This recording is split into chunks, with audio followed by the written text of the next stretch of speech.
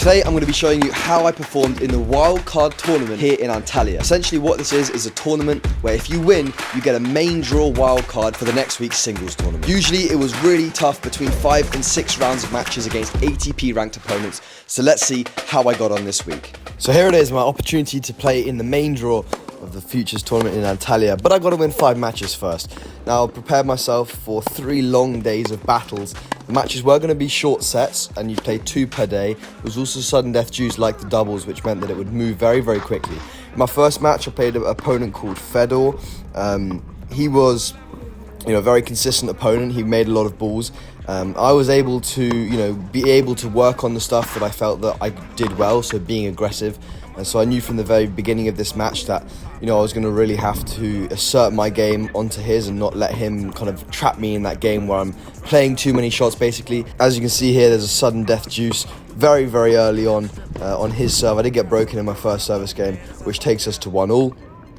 I also had doubles this day with Simon, so we were both using this first pre-qualifying match as a sort of warm-up, and I'm sure on his channel he'll talk more about his pre-qualifying matches. As you can see, I'm definitely trying to utilise that kick serve as much as possible, get it out to my opponent's backhand, and get on the forehand as much as possible to kind of deliver a 1-2-3 kind of knockout blow almost. Now on these courts, it was, pretty slow. I think I've talked about this in the past in the other videos. There's quite a lot of clay there, which I quite like actually. It gives me a little bit of time to kind of, hit my shots, really rip the ball.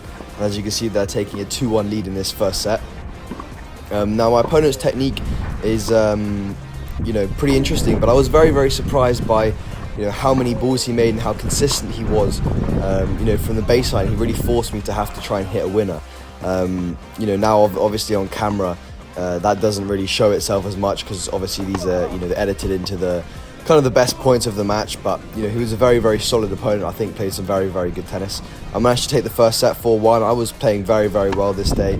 A lot of my shots were working. I was feeling good. I was excited also for the doubles to come, and I knew that I had the support of Lucien, who was actually also played in the pre-qualifying.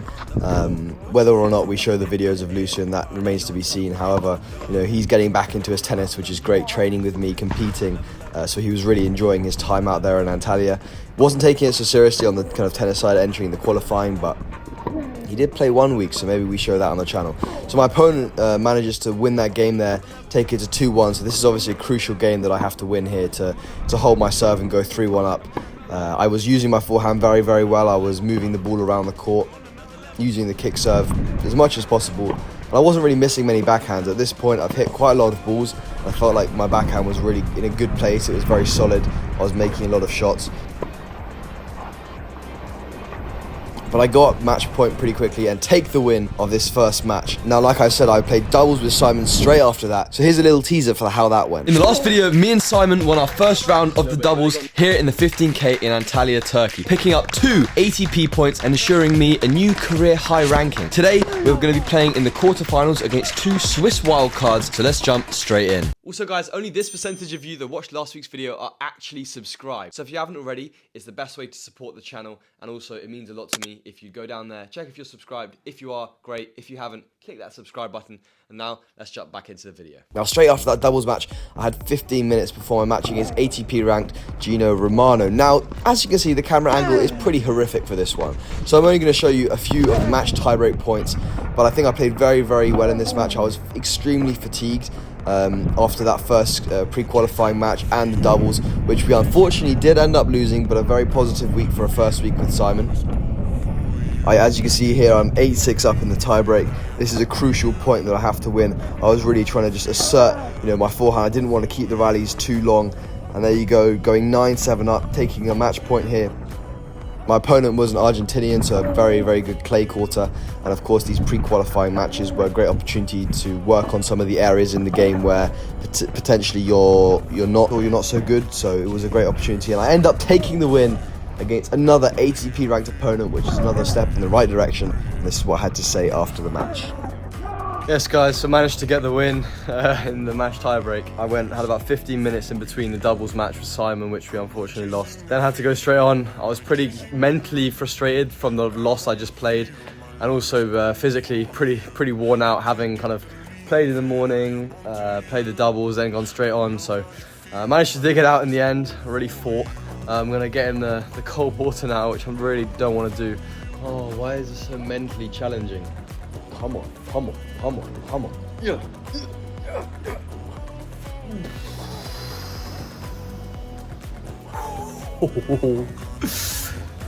Oh, beautiful.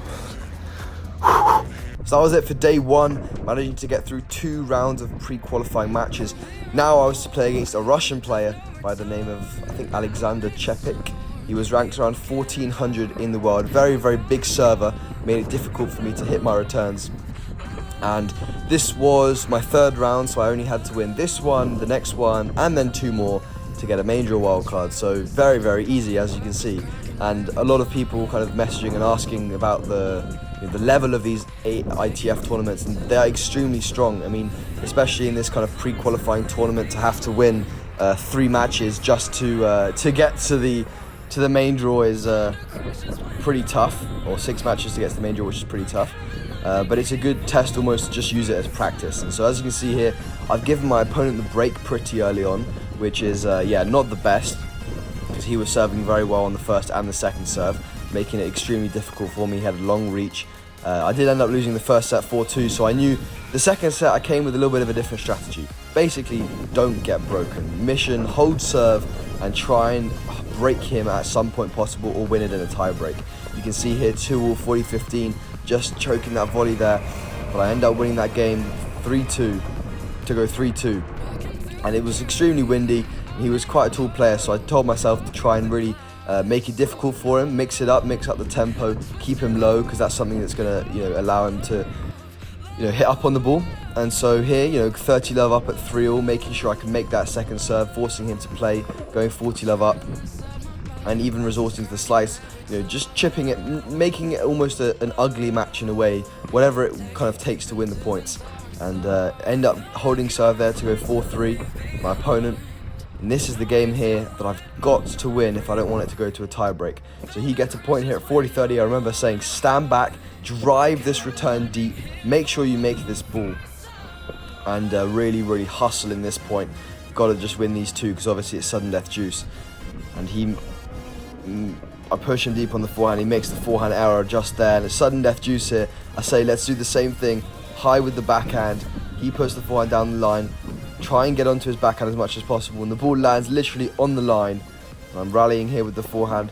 I get the chance to drill it low, and he misses wide with the backhand, and takes us to a match tiebreak here in this final set breaker.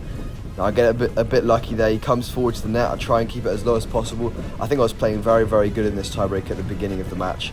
I go 4-3 up here on serve, serving good, picking my 1-2 targets very, very well. And I knew that I was going to be leading in this tiebreak going forward to the change of ends. I end up going 6-5, I think 7-5 up at the change of ends here, if I'm not mistaken, with low slice to his backhand there. Just chipping away, chipping and charging, getting a drop shot opportunity. And there, 6-all. He was managing to fight back, and I get these opportunity at 9-8, match point, to take myself into the 4th round of qualifying. He slices up the line, and I just missed the top of the net tape. And from there, things just didn't go my way. He put in a very, very good serve, forehand +1. I guessed the right way, but I couldn't quite make it above the net, and I finished by making a double fault. Now, what a terrible way to end the match, and a frustrating way to go out, but I definitely learned a lot of things. So that's of course it for this week, but make sure that you stay tuned, because there'll be plenty more content coming out of here in Turkey over the next few weeks. Thank you for watching, I hope you enjoyed, and I'll see you guys in the next video.